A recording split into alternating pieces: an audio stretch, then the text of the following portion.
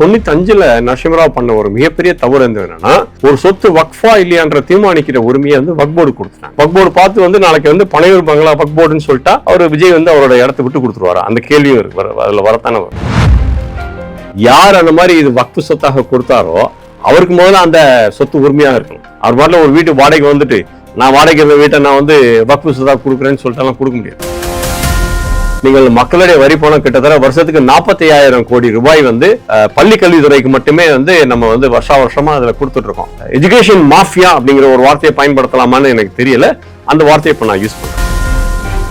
சென்னை முழுக்க பாத்தீங்கன்னா நான் டி நகர்ல பாக்குறேன், அண்ணா நகர் எல்லா பகுதியிலுமே IAS கோச்சிங் சென்டருக்கு வச்சிருக்காங்க. தமிழ்நாடு சர்வீஸ் கமிஷன்ல குரூப் 1, குரூப் 2, குரூப் 3 எல்லாத்துக்குமே கோச்சிங் சென்டர்ஸ் இருக்குது. அந்த கோச்சிங் சென்டர்ஸ் எல்லாம் அபாலிஷ் பண்ணிட வேண்டியதானே.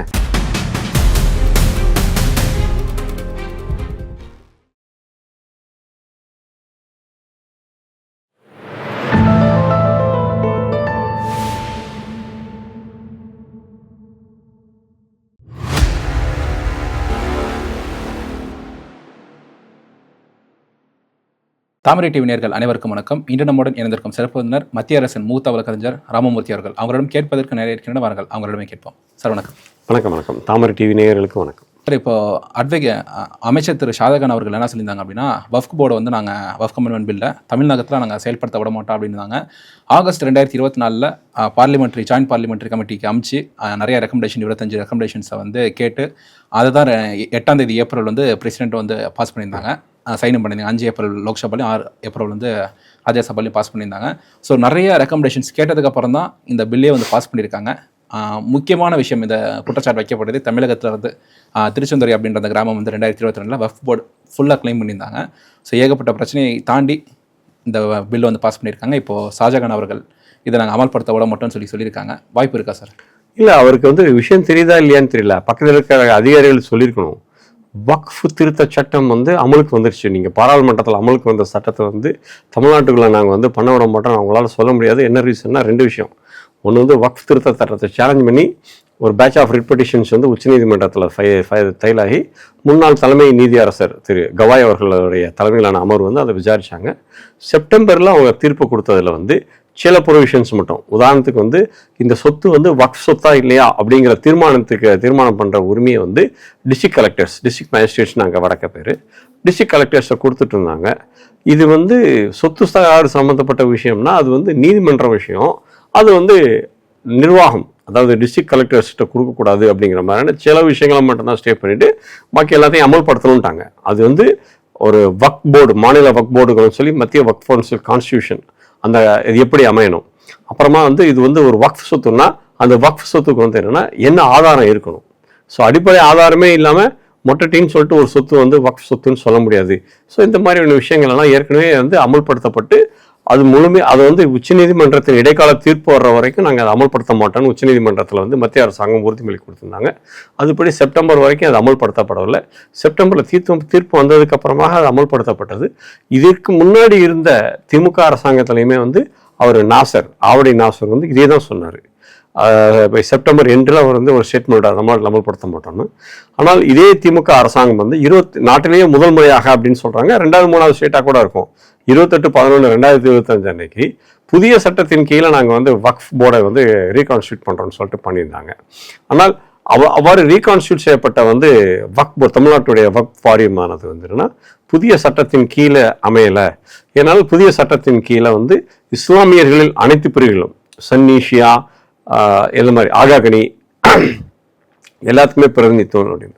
இப்போ புதிய வக்ஃப் வாரியத்தில் பெரும்பாலும் அது ஒருத்தர் தவிர்த்து பாக்கி எல்லாருமே சன்னி பிரிவு, ஷியா பிரிவு கூட முறையான பிரதிநிதித்துவம் இல்லை. ஆகாகனி மற்றவங்களுக்கெல்லாம் எந்த பிரதிநிதித்துவம் இல்லை. 2வது பார் கவுன்சில் உறுப்பினர் வேணும்.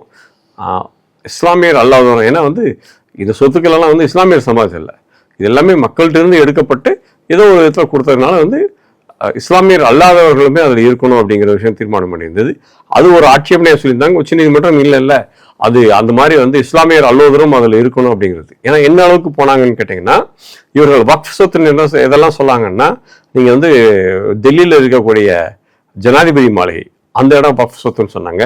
டெல்லி உயர்நீதிமன்றம் வந்து வக்ஃப் சொத்துன்னு சொன்னாங்க. இவங்க மானவரியா இதெல்லாம் இவங்களுக்கு வந்து தோணுதோ. ஏன்னா வந்து 95ல் நரசிம்மராவ் பண்ண ஒரு மிகப்பெரிய தவறு என்னன்னா, ஒரு சொத்து வக்ஃபா இல்லையான்ற தீர்மானிக்கிற உரிமையை வந்து வக்ஃப் போர்டு கொடுத்துட்டாங்க.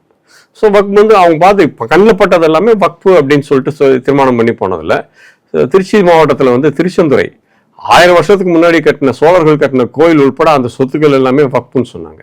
இதே மாதிரி வந்து ஆழ்வாளர்களில் முதலாளர்களில் ஒருத்தர் அந்த பேயாழ்வார் சன்னதி மயிலாப்பூரில் அது வக்ஃபு சொத்துன்னு சொன்னாங்க. ராணிப்பேட்டையில் இதே மாதிரி ஒவ்வொரு மாவட்டங்கள்லையுமே. ஸோ முக்கியமான பிரதான சொத்துக்கள் எல்லாமே இவங்க என்ன சொன்னாங்க, ஆற்காடு நவாபு இது வந்து கொடுத்தாரு அப்படின்னு சொல்லிட்டு திருச்செந்தூர் எடுத்துக்கிட்டீங்கன்னு வச்சுங்களேன். ஆற்காடு நவாபு சொல்லிட்டாரு, அதுதான் வந்து எங்களுக்கு ஆதாரம்ன்றாங்க. ஆற்காடு நவாபுட இருந்து அது வந்து பிரிட்டிஷ்காரர்கள் கையிலேருந்து காலத்திலிருந்து அது வந்து முறையாக ஆவணப்படுத்தப்பட்டு அதில் யாரெல்லாம் உரிமையாளருங்கிற விஷயம் பதிவேட்டில் ஏற்றப்பட்டிருக்கின்றது. அந்த மாதிரி பதிவேடுகள் எதுவுமே இவங்கள்ட்ட இல்லாமல் எங்க வந்து ஆற்காடு நவாப் சொன்னாரு, டெல்லியில வந்து முகலாயர்கள் சொன்னதுனால வந்து ராஷ்டிரபதி பவன் இருக்கிற இடம் சொன்னதுன்னா எந்த விதமான ஆதாரம்? அப்போ வந்து இடைப்பட்ட காலத்துல நடந்த விஷயங்கள் எல்லாமே வைப் அவுட் பண்ண முடியுமா? அது ஒரு கேள்வி வருது. அதே தான் தமிழ்நாட்டில் பல மாவட்டங்கள், கள்ளக்குறிச்சி இல்லாத மாதிரி. ஸோ இவங்க வந்து எந்த விதமான அடிப்படை ஆதாரம் இல்லாம இந்த இடங்கள் எல்லாமே வந்து வக்ஃப் சொத்துக்கள் அப்படின்னு சொல்லிட்டு அவங்க டிக்ளேர். இதுல என்ன விசேஷம்னா, இந்த வக்ஃப் சொத்துக்கள்னு டிக்ளேர் பண்ணது வந்துன்னா ஒன்று சுதந்திரத்துக்கு முன்னாடி டிக்ளேர் பண்ணியிருக்கணும், 1955-56 பண்ணியிருக்கணும், 95ல் அந்த அமெண்ட்மெண்ட் வந்தவுடனேயாவது பண்ணியிருக்கணும். இது எல்லாமே வந்து பார்த்தீங்கன்னா 21க்கு அப்புறமாக 2021க்கு அப்புறமா குறிப்பாக தமிழ்நாடு பொறுத்தவரைனா 23-24 தான் இந்த மாதிரி மானாவாரியா வந்து இந்த கண்ணில் கண்ட சொத்துக்கள் எல்லாம் வக்ஃப் சொத்துக்கள் இவங்க சொன்னதுனால தான் இந்த திருத்த சட்டத்திற்கான அவசியமே இருந்தது. திருத்தப்பட்ட புதிய சட்டத்தின்படி அந்த உமீத், அந்த வக்ஃப் சட்டத்தோட சுருக்கம் வந்து உமீது சட்டம் சொல்றாங்க, united management of the Waqf board. அந்த உமீது சட்டத்தின் கீழே வந்து ஒரு போர்ட்டல் ஒன்று கிரியேட் பண்ணியிருக்காங்க. இது வக்ஃப் சொத்து அப்படின்னா அந்த போர்ட்டல்ல அது வந்து பதிவேற்றம் செய்யணும். பதிவேற்றம் செய்யும் போது அந்த போர்ட்டல்ல வந்து என்ன அடிப்படையில் அதுக்கான ஆதார், இப்போ இது இந்த சொத்து என்னதுன்னா இது ஒரு சேல் டீடு இருக்கணும். இது வக்ஃப் சொத்துன்னா இது யார் வந்து வக்ஃபுக்கு டெடிகேட் பண்ணாங்களோ, யார் பண்ணாரோ அவருக்கு முதல்ல அந்த சொத்து சொந்தமானதா இருக்கும்ல. அவர் வாட்டில் போற போக்கில் ஏர்போர்ட் வந்து நான் வக்ஃப் சொத்து கொடுக்குறேன்னு சொல்லிட்டு ஒருத்தர் எழுதி கொடுத்தோன்னா அது வக்ஃப் சொத்து ஆயிடாது. ஸோ அவருக்கு வந்து என்னன்னா அந்த சொத்தை எழுதி கொடுத்தவருக்கு வந்து முதல்ல வந்து அது வந்து உரிமைப்பட்டதா இருக்கணும். யார் அது சொத்தின் உரிமையாளரோ அவர் தான் அதை வந்து வக்ஃபுக்கு வந்து நேர்ந்து விட முடியும். அந்த மாதிரி ஆவணங்கள் இருக்கிற சொத்துக்களை மட்டுமே தான் நீங்க உமீது போர்ட்டல்ல வந்து பதிவேற்றம் செய்யணும்னு சொல்லிட்டு சட்டம் சொல்லுது. உத்தரப்பிரதேசத்தில் மட்டுமே கிட்டத்தட்ட 40,000க்கு மேற்பட்ட இந்த மாதிரியான வக்ஃப் சொத்துக்கள் உமீது போர்ட்டல்ல பதிவேற்றம் செய்யப்பட்டவை அடிப்படை ஆவணங்கள் இல்லைங்கிறதுனால அது வந்து ரிமூவ் பண்ணாங்க. இப்போ கேரளாவில் என்ன பிரச்சனைனா, முன்னம்பலம் எர்ணாகுளத்தில் வந்து பெருவாரியான கிறிஸ்தவர்கள் இருக்கின்ற பகுதி அது வந்து வக்ஃப் சொத்துன்னு கிளைம் பண்ணாங்க. அது வந்து போராட்டம் நடந்துட்டு இருந்தது. ஆட்சி மாற்றம் வந்து காங்கிரஸ் வந்த உடனே இவங்க வந்து அதை வந்து உமீது போர்ட்டல்ல வந்து அப்லோட் பண்ணாங்க. இப்போ பிரச்சனை தான், உமீது போர்ட்டல் அப்லோட் பண்ணும்போது அடிப்படை ஆவணம் வந்து நீங்க காமிக்கணும். அதனால அந்த பிரச்சனை நீதிமன்றத்தில் இருக்கு. தமிழ்நாட்டிலையுமே கூட நிறைய சொத்துக்களை வந்து இவங்க வக்ஃப் சொத்துக்கள்னு டிக்ளேர் பண்ணிட்டாங்க, ஆனால் அடிப்படை ஆவணங்கள் இல்லை. ஸோ அடிப்படை ஆவணங்கள் இல்லாம உமீது போர்ட்டல்ல வந்து இது வக்ஃப் சொத்துன்னு சொன்னா கூட அது வந்து நீதிமன்றத்திற்கு போயிட்டு அடிப்படை ஆவணங்களே எதுவுமே இல்லாம இவர்கள் வந்து இது வக்ஃப் சொத்துன்னு சொல்றாங்க, இது வந்து வக்ஃப் சொத்து இல்லை அப்படிங்கிற விஷயத்த வந்து இப்போ நீதிமன்றத்தில் போய் வழக்காட முடியும். ஸோ அந்த அளவுக்கு வந்து அதே மாதிரி வந்து வக்ஃப் போர்டுக்கு அந்த உரிமை இருக்குது, அடிப்படை ஆவணங்கள் இருக்குது. ஆகையால் இது வந்து வக்ஃப் சொத்து தான் சொல்ற உரிமையும் அவர்களுக்கு இருக்குது. ஆக நீங்க வக்ஃப் சட்டத்தின் மூலமாக லேண்ட் கிராபிங் தான், வெளிப்படையாக சட்டத்தின் வாயிலாக சொத்துக்களை கைப்பற்றும் நடவடிக்கையில் வக்ஃப் போர்டு ஈடுபட்டு வந்திருந்தது. அதே மாதிரியான ஒரு சொத்துக்களை அபகரிக்கின்ற ஒரு செயலை தான் நாங்கள் தொடர்ந்து செய்வோம்னு சொல்லிட்டு அமைச்சர் ஷாஜகான் சொல்றாருங்கிற கேள்விக்கு தமிழக அரசாங்கம் பதில் சொல்ல கடமைப்பட்டிருக்கிறது. ஏனென்றால் இந்த நாட்டை வந்து மத ரீதியாக துண்டாடிய ஒரு கட்சி இந்தியன் யூனியன் முஸ்லீம் லீக். அந்த முஸ்லீம் லீகுக்கு முதல் முறையாக நீங்க வந்து அமைச்சரவைக்கு இடம் கொடுத்துருக்கீங்க அப்படின்னா திரு விஜய் அவர்கள் தான் இதற்கு பதில் சொல்ல வேண்டிய நீங்க வந்து அப்போ வந்து வக்ஃப் போர்டு பார்த்து வந்து நாளைக்கு வந்து பனையூர் பங்களா வக்ஃப் போர்டுன்னு சொல்லிட்டா அவர் விஜய் வந்து அவரோட இடத்தை விட்டு கொடுத்துருவாரு, அந்த கேள்வியும் இருக்கு, அதுல வரத்தானே வருது. ஏன்னா இவங்க வந்து வக்ஃப் போர்டுன்னு ட்ரைன் பண்றதுக்கு எதுக்குமே இவங்க என்ன சொல்லுவாங்கன்னா ஒரு நவாபு இல்ல ஒரு முகலாயர் காலத்துல இருந்து போவாங்க. அதற்கப்புறம் இடைப்பட்ட காலத்துல இப்போ வந்து அதுக்கப்புறம் ஆங்கிலேயர் காலத்துல கூட வந்து பாத்தீங்கன்னா 1905க்கு அப்புறமா வந்து பத்திரப்பதிவு சட்டம் வந்துருச்சு, ரெஜிஸ்ட்ரேஷன் ஆக்ட். ஸோ அதுக்கப்புறமா வந்து நிறைய சொத்துக்கள் வந்து 100 வருஷமா சொத்துக்கள் பதிவு செய்யப்பட்டு வந்திருக்கும். நீங்க சடான் 2024 அது வக்ஃப் சொத்து அப்படின்னாங்கன்னா அப்போ இந்த 100 வருஷமா வந்து அந்த பரிவர்த்தனை, சொத்து பரிவர்த்தனை, விற்பனையோ வாரிசுகளுக்கு வந்து செட்டில்மெண்ட் கொடுக்குறதோ, இந்த மாதிரி பாகம் பிரிவினை நடைபெறுகிறதோ, இதெல்லாம் வந்து எப்படி நீங்க கண்ணை மூடிட்டு க்ளோஸ் பண்ண முடியுமா? ஸோ அந்த மாதிரியான ஒரு அளவு கடந்த ஒரு சொத்தினை பறிக்கின்ற ஒரு அதிகாரத்தை வந்து நரசிம்மராவ் வந்து வக்ஃப் போர்டு கொடுத்து வச்சிருந்தாரு. அது வந்து இப்போ எடுக்கப்பட்டிருக்கின்றது. இப்போ வந்து திருப்பங்குன்றத்தோட மூல பிரச்சனையே அதான். திருப்பங்குன்றத்துல வந்து என்னன்னா பிரைவி கவுன்சில் வரைக்கும் போய் வந்து என்ன சொன்னாங்கன்னா, அந்த மேல இருக்கின்ற ஒரு தர்காவும் அதற்கான படிக்கட்டுகள் 33 சென்ட் என்னமோ தான், அது மட்டும்தான் அவர்களுக்கு, பாக்கி எல்லாமே முருகனுக்கு சொந்தமானது தீர்ப்பானதுக்கு அப்புறமாக இங்க நிர்மல்குமார்னு ஒரு அமைச்சர் வந்து என்ன சொல்றாருன்னா, நாங்கள் வந்து காலங்காலமாக இருந்து மாதிரி எத்தனை காலமா இருந்தது, 1933க்கு அப்புறம் முன்னாடி வந்து பிரச்சனை இல்லை, சுதந்திரத்துக்கு அப்புறம் கூட அந்த பிரச்சனை வந்ததில்லை. இந்த பிரச்சனை உருவாக்கியதே வந்து திமுக தான். அதுல வந்து ஒரு வக்ஃப் போர்டை சார்ந்தவர்கள் தான் வந்து என்ன பண்றாங்கன்னா, ஒரு ஆட்டை தோல்ல எடுத்துட்டு ராஜபாளையத்திலிருந்து வந்து மலைக்கு மேல வந்து மலைக்கு மேல போயிட்டு நான் வந்து ஆட்டோ இருக்கிறேன்னு போனாரு. வக்ஃப் போர்டு சேர்மனா இருக்கக்கூடிய நவாஸ் கனி வந்து மேல போயிட்டு வந்து பிரியாணி சாப்பிட்டாரு. ஸோ இது எல்லாமே பிரச்சனைக்கு மூல காரணங்கள். நீங்கள் வந்து ஆட்சிக்கு வந்திருக்கின்றீர்களா, அனைத்து தரப்பினரும் ஓட்டு போட்டு தான் ஆட்சிக்கு வந்திருக்கிறீர்கள். இஸ்லாமியர்கள் மட்டும் ஓட்டு போட்டு நீங்க ஆட்சிக்கு வரல, கிறிஸ்தவர்கள் மட்டும் ஓட்டு போட்டு நீங்க ஆட்சிக்கு வரல, இந்துக்களும் வாக்களிச்சதுனால தான் நீங்க வந்திருக்கிறீங்க இந்த மாநில அரசாங்கம். ஆனால் எடுத்தெடுப்புல இந்த மாதிரி ஒரு ஹிந்து விரோத மக்கள் விரோத நடவடிக்கையில் ஈடுபடுவேன்னு சொல்லிட்டு ஒரு அமைச்சர் வெளிப்படையாக சொல்கின்றார். அந்த அமைச்சரை கண்டிக்க துப்பில்லை என்றால் நீங்கள் வந்து முதல்வருடைய அதிகாரத்தை நீங்க பயன்படுத்துவீர்களா இல்லையான்ற ஒரு சந்தேகம் வந்து மக்களுக்கு வரத்தான் வரும். சார், இப்ப தமிழகத்துல வக்ஃப் பில் வந்து அமெண்ட்மெண்ட்ல இருக்குங்களா சார்? நான் சொன்ன மாதிரி 2028-11-2025 ரீகான்ஸ்டியூட் பண்ணாங்க. அதை வந்து ஷவுகத் அலின்ற ஒரு வழக்கறிஞர் வந்து உயர்நீதிமன்றத்தை என்ன வழக்கு சொன்னார்னா, புதிய அமெண்ட்மெண்ட்ஸ் சட்டத்தின்படி இந்த வக்ஃப் போர்டு அமையல அப்படின்னு சொல்லிட்டு அதை சேலஞ்ச் பண்ணி உயர்நீதிமன்றத்தில் சேலஞ்ச் பண்ணது ஒரு இஸ்லாமியர் தான், ஷவுகத் அலி முகமது சொல்லிட்டு அவர் இஸ்லாமியர் தான். சரியா அமெண்ட் பண்ணல அப்படின்னு சொல்லிட்டு சேலஞ்ச் பண்ண ஷவுகத் அலி முகமது தான். அந்த வழக்கில் வந்து உயர்நீதிமன்றத்தின் முதல் அமர்வு என்ன பண்ணாங்கன்னா, அந்த ப்ரொவிஷன்ஸ் படி அது இல்லை, பார்கோஸோட ரெப்ரசன்டேட்டிவ் இல்லை, நான் முஸ்லிம்ஸ் இல்லைங்கிறதுனால அதை அப்படியே வந்து தடை பண்ணாங்க, செயல்பாட்டையே தடை பண்ணப்போ உச்சநீதிமன்றத்துக்கு மத்திய மாநில அரசாங்கம் எடுத்துன்னு போய் என்ன சொன்னாங்கன்னா, டாக்டரின் ஆஃப் நெசசிட்டின் பேர், தேவையின் அடிப்படையில் நாங்கள் சட்டத்தின்படி ஃபாலோ பண்ணோம்னு அவங்களும் சொல்லலை, நடந்து போச்சு. ஆனால் தேவையின் அடிப்படையில் வந்து அவுட் ஆஃப் டாக்டரின் ஆஃப் நெசசிட்டின் படி இந்த வக்ஃப் போர்டு அளவு பண்ணுறதுக்கு நடந்து கொள்வதற்கு வந்து நீங்கள் பெர்மிஷன் கொடுங்கன்னு கேட்டு அதன்படி தான் ஒரு ஸ்டேட்டஸ் கோ ஆர்டர் வாங்கிட்டு போயிட்டு இருக்காங்க. ஒன்று. ரெண்டாவது, அதற்கு அப்புறமாக வந்து பார்த்தீங்கன்னா சிஓ புதிய வக்ஃப் திருத்த சட்டத்தின்படி செயல் அலுவலர், தலைமைச் செயல் அலுவலர் வந்து ஜாயிண்ட் செக்ரட்டரி ரேங்க்ல இருக்கிற ஒரு ஐஏஎஸ் ஆஃபீஸர் தான் இருக்கணும் அப்படிங்கிறது சட்டத்தில் இருக்கிறது. ஸோ ஸ்பெசிஃபிக்கான கொஸ்டின், இஸ்லாமியர் தான் இருக்கணுன்றது பழைய சட்டத்தில் இருக்குது, இதுல வந்து இஸ்லாமியர் தான் இருக்கணுங்கிறது இல்லை அப்படின்றப்போ உச்சநீதிமன்றம் வந்து செப்டம்பர் 2025 கொடுத்த தீர்ப்பை ரொம்ப ஸ்பெசிஃபிக்கா சொல்லியிருக்காங்க. இஸ்லாமியர் வந்து ப்ரிஃபரபிள், ஒரு இஸ்லாமியர் வந்து ஜாயிண்ட் செக்ரட்டரி ரேங்க்ல இருந்தாலும் அவர் ப்ரிஃபரபிள், அவரை தான் போடணுன்ற ஒரு கட்டாயங்களில் இஸ்லாமியர் அல்லாதவரும் கூட அவங்க வந்து தலைமைச் செயல் அலுவலராக வர முடியுங்கிறதான் பாயிண்ட்.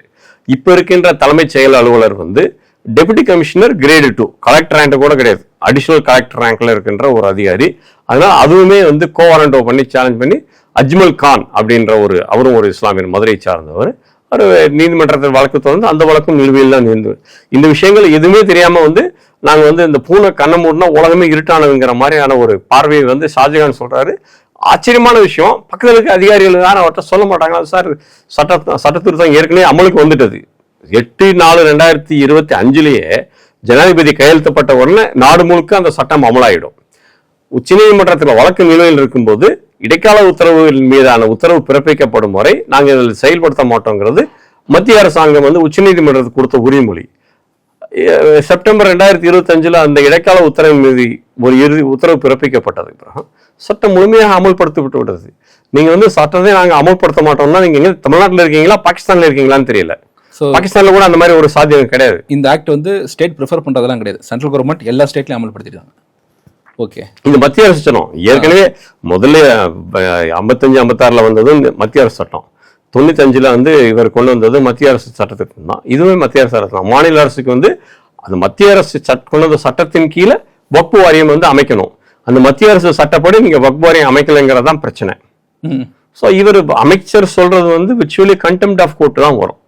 ஸோ இப்போ இதில் நீதிமன்ற அவமதிப்புல தான் போய் நிற்பார் அவர். ஸோ இப்போ அமைச்சருக்காக இருக்கட்டும், அமைச்சர்னால தமிழக அரசாங்கம் தான். இப்போ தமிழக அரசாங்கத்துக்கு இதில் ஏதாவது நடவடிக்கை எடுப்பாங்களா ஒன்று கோர்ட்ல இருந்து? இல்லை, மனுதாரர்கள் வந்து நீதிமன்ற அவமதிப்பு வழக்கு தொடர்ந்தால் அதற்கு அவர்கள் வந்து பதில் சொல்ல வேண்டிய கட்டாயத்தில் தான் அவங்க இருப்பாங்க. ஸோ அதனால வந்து அவர் வந்து நீதிமன்றத்தை இதாவது விஷயம் சட்டம் அமல்படுத்தப்பட்டது, சட்டம் சரியாக முறைப்படி அமல்படுத்தலைங்கிற விஷயம் நீதிமன்றத்திற்கு போயிருக்குது. நீதிமன்றம் ஒரு இடைக்கால உத்தரவு, அதன் மேலே உச்சநீதிமன்றத்திற்கு போய் வந்து தேவையின் அடிப்படையில் வந்து ஒரு ஸ்டேட்டஸ்கோ உத்தரவு, இதெல்லாம் வாங்கினதுக்கு அப்புறமும் அவர் வந்து ஒரு வாய்க்கூசாம ஒரு அமைச்சர் வந்து பொய் சொல்றாரு அப்படின்னா அந்த அரசாங்கத்தை வந்து மக்கள் எந்த அளவுக்கு நம்பிக்கை வைக்க முடியுங்கிறதான் ஒரு கேள்வியாக அமையும். சார், இப்போ லேட்டஸ்ட் வஃப்க் பில் படி இப்போ இருக்கக்கூடிய வஃப் போர்டு வந்து அமையல சட்டத்தின்படி அமையல. எத்தனை நாளைக்கு இந்த மாதிரி கொண்டு போக முடியும்னு நினைக்கிறீங்க? இல்லை, உச்சநீதிமன்றத்தில் வந்து இப்போ வந்து இது உச்சநீதிமன்றத்தில் கோடை விடுமுறை, நமக்கு வந்து கோடை விடுமுறை வந்து மே மாதத்தில் முடிஞ்சு இப்போ ஜூன் மாதம் திறந்தது. உச்சநீதிமன்றத்தில் இப்போ தான் கோடை விடுமுறை முடிந்த உடனே அது வந்து அந்த வழக்கு இறுதி விசாரணைக்கு வந்ததுன்னா உச்சநீதிமன்றமும் வந்து என்னன்னா சட்டப்படி அமைங்கன்னு தான் சொல்ல போகுது. இப்போ அவங்க வந்து செயல்பட்டு இருக்கிறது டாக்டரின் ஆஃப் நெசசிட்டி, தேவையின் அடிப்படை. ஏன்னா அது ஸ்டே பண்ணா வக்ஃப் போர்டு வந்து முழுமையாக செயலிலிருந்து நின்று போயிடும் அப்படிங்கிற ஒரு காரணத்துக்கான டாக்டரின் ஆஃப் நெசசிட்டி அதில் இன்வோக் பண்ணியிருக்கிறாங்க, அவ்வளோதான். ஸோ அதனால சட்டப்படி அவங்க வந்து இது எல்லாத்தையுமே செஞ்சு ஆக வேண்டிய ஒரு கட்டாயத்தில் இருந்தாங்க. அது மட்டும் கிடையாது, இப்போ இந்த உமீது போர்ட்டல்லையுமே கூட தமிழ்நாட்டில் எவ்வளவு சொத்துக்களை வந்து இவர்கள் வந்து அடிப்படை ஆவணங்களுடன் உமீது போர்ட்டலில் பதிவேற்றம் செய்திருக்கிறாங்கிறது கேள்விக்குறி. அது வந்து நிறைய இடங்கள்ல அது இல்லைங்கிறதான் பாயிண்ட்டை. அது இல்லாமலே இவங்க பாட்டில் வந்து மாணவரே இது எங்களோடது அப்படின்னு சொல்லிட்டு பழைய சட்டத்தின் கீழே வந்து பண்ண கிளைம் தான். அந்த சட்டம் போயிருச்சு, புதிய சட்டத்தின் கீழே இது வக்ஃப் சொத்து அப்படின்னு அவங்க யாராவது ஒருத்தர் ஒரு வக்ஃப் போர்ட்லேருந்து சொல்ல இருந்தா அதற்கான அடிப்படை ஆவணம் வேணும். இது வந்து வக்ஃபுக்கு வந்து நேர்ந்து விட்டு இருக்குது. யார் அந்த மாதிரி இது வக்ஃப் சொத்தாக கொடுத்தாரோ அவருக்கு முதல்ல அந்த சொத்து உரிமையாக இருக்கணும். அவர் பாட்டில் ஒரு வீட்டு வாடகை வந்துட்டு நான் வாடகை இருந்த வீட்டை நான் வந்து வக்ஃப் சொத்தாக கொடுக்குறேன்னு சொல்லிட்டாலாம் கொடுக்க முடியாது.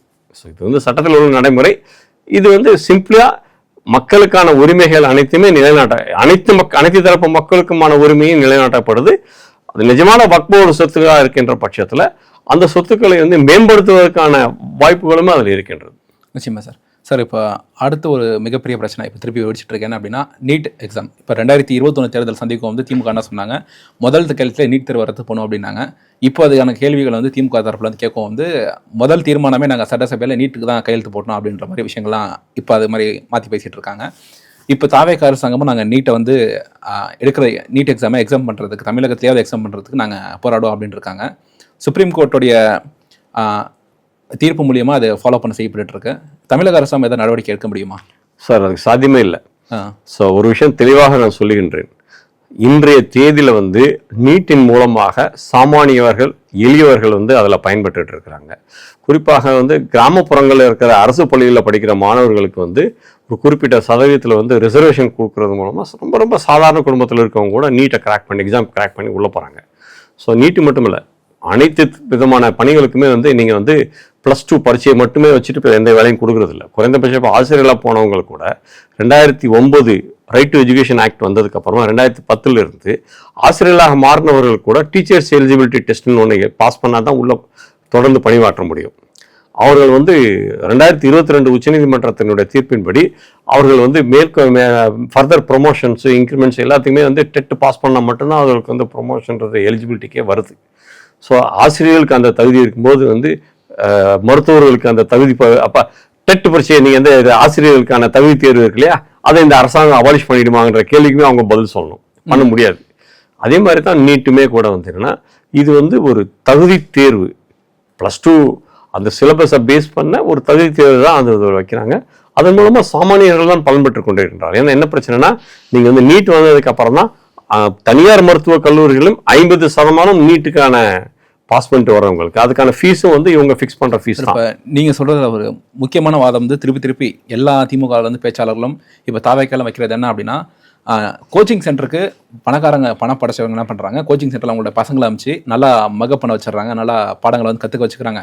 ஏழை மாணவர்கள் எப்படி அதில் பயன்பெறுவாங்க, ஏழை மாணவர்கள் எப்படி அந்த அளவுக்கான கோச்சிங் எடுக்க முடியும் அப்படின்னு ஒரு வாதங்கள் வைக்கிறாங்க. இந்த கேள்விக்கு வந்து மாநில அரசாங்கமும் பள்ளி கல்வித்துறையும் தான் பதில் சொல்ல வேண்டிய கட்டம். இந்த கேள்வி கேட்டமைக்கு மிக நன்றி. ஏனென்றால் நீங்கள் மக்களுடைய வரி பணம் கிட்டத்தட்ட வருஷத்துக்கு 45,000 கோடி ரூபாய் வந்து பள்ளி கல்வித்துறைக்கு மட்டுமே வந்து நம்ம வந்து வருஷமா அதுல கொடுத்துட்டு இருக்கோம். 45,000 கோடி ரூபாய் மக்களுடைய வரி பணத்துல செயல்பட்டு கொண்டிருக்கின்ற இந்த அரசு பள்ளிகள் எய்டட் ஸ்கூல்ஸ்க்கு சேர்த்துமே அதை தான் சொல்றேன் நான். ஸோ இவர்களுக்கு வந்து இவங்களுக்கு என்ன பதில் சொல்ல வேண்டிய கட்டாயம் ஏதாவது இருக்குதான்னு கேட்டால் எதுவுமே இன்னைக்கு தேதிக்கு இல்லை. 45,000 கோடி ரூபாய் வந்து எங்க போகுதுன்னு கூட நமக்கு தெரிய மாட்டேங்குது. அந்த ஆசிரியர்களோ அந்த கற்பிக்கின்ற ஆசிரியர்களோ மாணவர்களோ எல்லாருமே வந்து அந்த மாணவர்களுக்கு கற்பிக்க வேண்டிய கட்டாயம் இருக்கின்ற ஆசிரியர்கள் ஏன் இது நடக்கலை அப்படின்ற கேள்வி கேட்கறதுக்கான அடிப்படையான விஷயங்கள் கூட முந்தைய திமுக அரசாங்கம் பண்ணலை. நீங்களும் அதை தான் பண்ண போறீங்கன்னா அப்போ 45,000 கோடி ரூபாய் எதுக்கு நீங்க செலவு பண்றீங்க? 45,000 கோடி ரூபாய் மக்களுடைய வரிப்பணம் எஜுகேஷன் டிபார்ட்மெண்ட்டுக்கு போகுது. ஆசிரியர்களுக்கு சம்பளம், ஸ்கூலுக்கு ஈடு, கிராண்டின் ஈடுலேருந்து ஆரம்பிச்சு எல்லாத்துக்குமே ஈடாக போகுது. அது 45,000 கோடி ரூபாய் செலவு பண்ணி நாங்கள் வந்து தகுதிகான் பரீட்சைகளுக்கு வந்து நாங்கள் மாணவர்களை தயார்படுத்த மாட்டோம் அப்படின்னா அது என்ன விதமான ஒரு அலட்சியமான ஒரு மனோபாவம்? அதுக்கு நீங்கள் முதல்ல வந்து இப்போ வந்து ஒரு விஷயம் என்ன இருக்குதுன்னு கேட்டிங்கன்னா, இப்போ வந்து அநேகமாக ஒரு பிஎம் ஸ்ரீ ஸ்கூல்ஸ், அதாவது ஒவ்வொரு மாவட்டத்திலையும் வந்து என்னன்னா அந்த அரசு பள்ளிகளுக்கு வந்து என்னன்னா முழுமையான உள்கட்டமைப்பு வசதியிலிருந்து ஆரம்பிச்சு ஆசிரியர்கள்லேருந்து ஆரம்பிச்சு அனைத்துமே வந்து மத்திய அரசாங்கத்தின் திட்டத்தின் கீழே வரக்கூடிய பணம் வந்து பிஎம் ஸ்ரீ ஸ்கூல்ஸ். அது வந்து இவங்க கையெழுத்து போட்டுட்டு நிறுத்தி வச்சிருந்தாங்க. எல்லா மாநிலங்களும் அது இருக்குது. அதே மாதிரி ஜவஹர் நவோதய வித்யாலயா இல்லாத ஒரே மாநிலம் தமிழ்நாடு தான். பக்கத்தில் இருக்க ஆந்திராவிலேருந்து ஆரம்பிச்சு எங்கே போனீங்கன்னா கூட ஒவ்வொரு மாவட்டத்திலையும் 6ஆவதுலேருந்து ஆரம்பிச்சு 12ஆவது வரைக்கும் இலவசமாக தங்கும் இடத்தோட உணவோடைய போட்டுக்கிறதுக்கான யூனிஃபார்ம்ஸ்லேருந்து புக்ஸ்லேருந்து எல்லா ஃபெசிலிட்டியுமே மத்திய அரசாங்கம் இலவசமாக தர்றத இதற்காக நீங்கள் வேணாம் என்று சொல்கின்றீர்கள். நீங்கள் வந்து நீட் கோச்சிங் சென்டர் சொல்கிறீங்க இல்லையா? தமிழ்நாட்டில் இன்றைக்கு தனியார் பள்ளிகளும் சரி தனியார் கல்லூரிகளும் சரி யாருடைய கண்ட்ரோலில் இருக்குது? இதே திமுக காரங்க கண்ட்ரோலில் தானே இருக்குது. அதுலேருந்து கொஞ்சம் பேர் இப்போ வந்து பேர் என்ன நம்ம ஜேபிஆர் மாதிரியான நிறுவனங்கள் இப்போ திரும்ப தாவாகாவுக்கு வந்திருக்கிறீங்க. அப்போ யாருடைய இன்ட்ரெஸ்ட் நீங்க முதல்ல ரெப்ரசென்ட் பண்றீங்க? You're only representing the interest of the education mafia அப்படிங்கிற ஒரு வார்த்தையை பயன்படுத்தலாமான்னு எனக்கு தெரியல. அந்த வார்த்தையை இப்போ நான் யூஸ் பண்றேன். அதுலேயே இன்னொரு சின்ன கேள்வி, தமிழக மக்கள் நீட் மேல வெறுப்புல இருக்காங்களா? நிச்சயமாக இல்லை. எல்லா தமிழ்நாட்டில் வந்து ஒவ்வொரு வருஷமும் வந்து அதிக எண்ணிக்கையில் வந்து நீட்ல பங்கு பெறுறாங்க. நீங்க வந்து கடந்த வருடங்களோட தொடர்ந்து கம்பேர் பண்ணி பார்த்தீங்கன்னா கடந்த 2 வருடங்கள்ல அதிக எண்ணிக்கையில் நீட்டை கிராக் பண்ணி டாக்டர் பரீட்சைக்கு போனவங்க வந்து அதுவும் கிராமப்புற பின்னணியிலிருந்து போறவங்களோட எண்ணிக்கையுமே கூடியிருக்கு.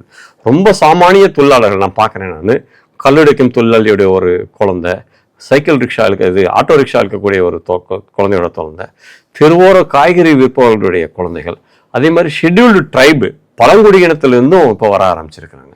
ஆக இதற்கான ஃபெசிலிட்டி எல்லாமே அதான் முதல்ல சொன்ன மாதிரி தனியார் மருத்துவக் கல்லூரியில் 50% நீங்கள் வந்து இந்த நீட்டில் எழுதி வரவங்களுக்கு தரணும்னா நீங்க மிச்சம் இருக்க 50% சீட்டை தான் விற்க முடியும் வெளியே. ஸோ அதுவுமே கூட வந்து வெளியில் விற்கிறதா இருந்தால் கூட கண்ணாமண்ணான்னு விற்க முடியாது.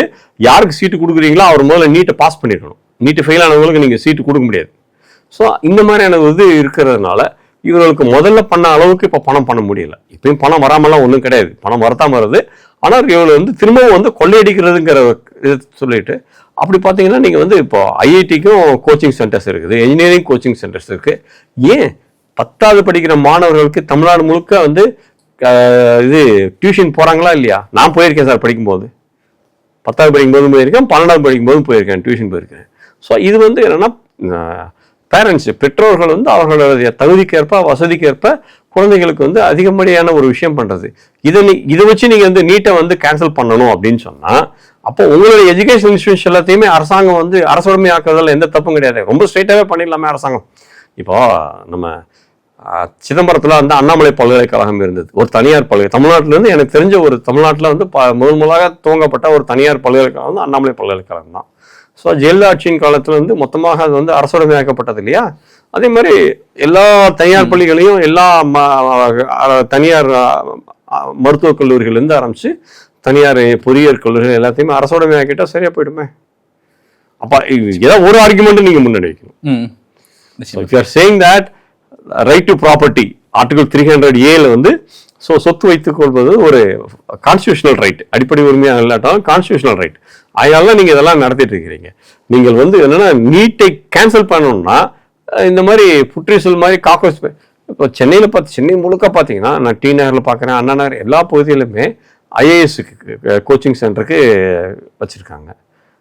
ஏன் தமிழ்நாடு சர்வீஸ் கமிஷனில் வந்து குரூப் 1, குரூப் 2, குரூப் 3 எல்லாத்துக்குமே வந்து கோச்சிங் சென்டர்ஸ் இருக்குது. அந்த கோச்சிங் சென்டர்ஸ் எல்லாம் அபாலிஷ் பண்ணிட வேண்டியதானே? நீங்கள் வந்து நீட்டுன்னு ஒரு தகுதி தேர்வு வைக்கும்போது அதற்கான ஸ்பெஷல் கோச்சிங் கொடுக்குறாங்க. நீங்கள் வந்து அது லீக் ஆகுது, அது வந்து பிரச்சனையாகுது, அதை அடைக்கணுன்றது அது வேற விஷயம். நீங்கள் வந்து கோச்சிங் சென்டர் வச்சு வைக்கிறவங்களுக்கு வந்து எளிதாக இருக்குதுன்னு கேட்டிங்கன்னா, அது எல்லா பரீட்சைக்குமே எல்லா தகுதி தேர்வுகளுக்குமே அது வருது. டெட் எக்ஸாம்லேருந்து ஆரம்பித்து ஐஏஎஸ்லேருந்து குரூப் 1லேருந்து குரூப் 2 எல்லாத்துக்குமே வந்து இருக்குது, கோச்சிங் சென்டர்ஸ் இருக்குது. கோச்சிங் சென்டர்ஸ் வைக்கிறதுல உங்களுக்கு என்ன ஆட்சேபனை இருக்க முடியும்?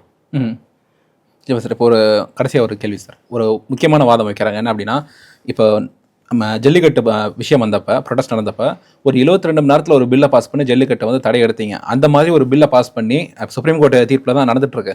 அதே மாதிரி ஒரு பில்லை பாஸ் பண்ணி ஸ்டேட் கவர்மெண்ட்டுக்கு எக்ஸப்ஷன் கொடுக்குற மாதிரி ஒரு கிளாஸ் எடுத்து வர சொல்லுங்க அப்படின்ற மாதிரி விஷயங்கள் சொல்றாங்க. பண்ண முடியாது, அதுக்கு வாய்ப்பு கிடையாது. அரசியல் சாசனத்தில் அதுக்கு வழிவகையே கிடையாது. தமிழ்நாட்டுக்கு மட்டும் எக்ஸம்ஷன் கொடுத்தீங்கன்னா அப்போ மற்ற மாநிலங்களுக்கு அதை எதோ எக்ஸம்ஷன் வந்து பொருந்தத்தான் போகணும். ஒன்று. ரெண்டாவது, ஜல்லிக்கட்டு விஷயம் வந்து சட்டத்திற்கு விரோதமாக, மக்களுடைய விருப்பத்திற்கு விரோதமாக காங்கிரஸ் கட்சியும் திமுக கட்சியும் கொண்டு வந்ததான் ஜல்லிக்கட்டு மீதான ஒரு தடை. அது பீட்டான்னு ஒரு பழிய தூக்கி போடுறாங்களே ஒழிய, அந்த பீட்டா எவ்வளோ இடங்கள்ல வந்து அனிமல்ஸ்க்கான குரூயல்ட்டியை தடுக்கிறதுக்கான இடத்துல போய் ஒன்றும் இல்லைங்க சார். வருஷா வருஷம் பக்ரீத் நடக்குது. பக்ரீத்தில் வந்து ஆடுகளும் ஒட்டகங்களும் பலியிடப்படுகின்றன. பீட்டா என்னைக்காவது போய் அதில் போய் தடுத்து நிப்பாட்டி இருக்குதா? ஒரு ஹிந்து பண்டிகைக்கு மட்டும் அவ்வளோ வேகமாக வர்ற பீட்டா இன்றைய தேதி வரை, நீங்கள் வந்து மற்ற பண்டிகை இப்போ தீபாவளி வந்ததுன்னு வச்சுக்கோங்களேன், நீங்கள் வந்து பட்டாசு இல்லாத தீபாவளியை கொண்டாடுங்கள் அப்படின்னு சொல்லிட்டு ஒரு விளம்பரம் பீட்டாலேருந்தும் அரசாங்கத்திலேருந்து வருது. அதே மாதிரி பொங்கல் பண்டிகைக்கும் அதை ஒன்று வருது. ஸோ இன்னைக்கு நான் இது வரைக்கும் ஒரு வித வாழ்த்தையும் பார்க்கல. பீட்டாவில் இருந்தோ அரசாங்கத்தில் இருந்தோ நீங்கள் தயவு செஞ்சு ஆடுகளை வந்து பலியிடாதீங்க, தயவு செஞ்சு நீங்கள் வந்து ஒட்டகங்களை பலியிடாதீங்க அப்படின்னு சொல்லிட்டு ஒரு விளம்பரம் கொடுத்து, ஏன்னா தடுக்க வேண்டாம், பலியிடாதீங்க அப்படின்னு சொல்லிட்டு ஒரு விளம்பரம் கூட நான் இது வரைக்கும் பார்க்கலையே. ஆக வந்து உங்களுடைய இந்த உணர்வுகள் எல்லாமே என்விரான்மெண்டல் ப்ரொடெக்ஷன், சுற்றுச்சூழல் பாதுகாப்புலேருந்து மிருகங்கள் மீதான வதைக்கான தடுப்பு வரைக்கும் வந்து உங்களுக்கு யாருக்கு வந்து ஊருக்கு இழிச்சவன் பிள்ளையார கோயில் ஆண்டின்ற மாதிரி ஹிந்துக்களுக்காக மட்டுமே நீங்க இதெல்லாமே பேசுறீங்க. அதுதான் பிரச்சனையாது. இப்போ என்ன ஆச்சுன்னு கேட்டீங்கன்னா, தமிழ்நாட்டில் வந்து ரொம்ப வருஷங்களுக்கு முன்னாடியே பசுவதை தடை செய்யப்பட்டது, சட்ட ரீதியாக தடை செய்யப்பட்டுள்ளது. அது வந்து இப்போ இந்த வெக்கேஷன் கோர்ட்ல வந்து உயர்நீதிமன்றத்தினுடைய டிவிஷன் பெஞ்ச் வந்து பொது இடத்துல நீங்க வந்து பசுவதை செய்ய முடியாது, மிருகவதை செய்ய முடியாதுன்னு சொல்லிட்டு ஒரு உத்தரவு போட்டிருக்கிறாங்க. அந்த உத்தரவு எப்படி எந்த அளவுக்கு நடைமுறையில் ஆட்சி இல்லைங்கிறதெல்லாம் வேற விஷயம். ஆனால் தமிழ்நாட்டில் இப்படி ஒரு சட்டம் இருக்கிறதுங்கிறதே உங்களுக்கு தெரியாதே. இதுதான பிரச்சனை. இந்த தமிழ்நாட்டில் இந்த தாவேக்காவோட ஆட்சியில மிகப்பெரிய சோகமே வந்து என்னன்னா, தாங்கள் எந்த துறைக்கு அமைச்சராக இருக்கணுன்றது அமைச்சர்களுக்கும் தெரியல. தாங்கள் இந்த மாதிரி எந்த துறையில் அமைச்சராக இருக்குமோ அந்த துறை பற்றின விவரங்கள் அவங்களுக்கும் தெரியல, அவர்களுக்கு வந்து அந்த அதிகாரிகளும் சொல்லிக் கொடுக்கறதுக்கு தயாரா இல்லை. என்ன நடக்குதுன்னு கேட்டிங்கன்னா, அமைச்சர்கள் இருக்கிறாங்க, அவர்கள் கோப்புகள் வேறு யாரோ பார்க்குறாங்க, வேறு யாரோ பார்க்கின்ற கோப்புகள் அவங்க கையெழுத்து மட்டும் போடுறாங்களோ அப்படிங்கிற ஒரு சந்தேகத்தை தான் இது எழுப்புது. ஏன்னா என்ன நடக்குதுன்னே தெரியாமல் போகுது. இப்போ வந்து மின்வெட்டுக்கான காரணத்துக்கு வந்து அது வந்து செந்தில் பாலாஜி எவ்வளோ காரணங்கள் சொன்னாங்களோ அதை விட பல மடங்கு காரணம் வந்து நிர்மல்குமார் சொல்லிட்டு இருக்கிறாரு. ஆனால் மின்வெட்டுக்கு தான் வந்து தீர்வு கிடைக்கல. நீங்கள் காரணங்கள் மட்டும் சொல்வதாக இருந்தால் திமுகவே இருந்துட்டு போயிருக்கலாமே அப்படிங்கிற ஒரு கேள்வி வந்து மக்கள் மனசுல எழ ஆரம்பிச்சிருக்கு. அதான் பிரச்சனை.